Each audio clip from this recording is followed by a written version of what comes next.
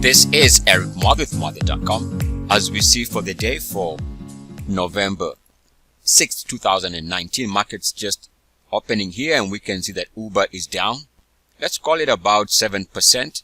And what we can see if we take a look at the charts, and let's go to the charts, is that this is consistent with our understanding of how the RSI works.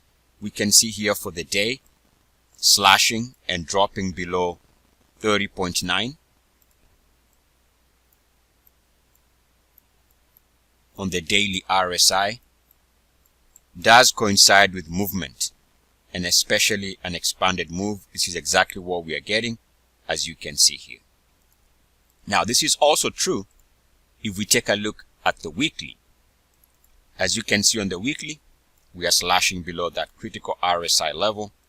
And as long as you understand that this is what stocks do and instruments do when they move above or below some critical levels on the RSI. Now, of course, I should have mentioned that this is a variation of the 61.8 level.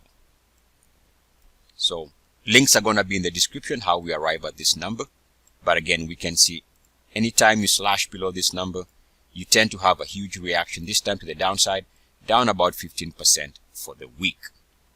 And by understanding this, it can actually give you pause in understanding that this might just be a reaction as the RSI is dropping below 30.9.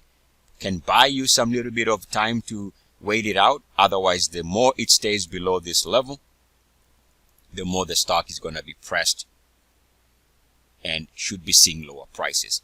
For there to be a bounce, you'd want to see it move back and out of this area. In other words, for there to be a bounce, the RSI has to move out of this area by moving above the RSI level of 30.9.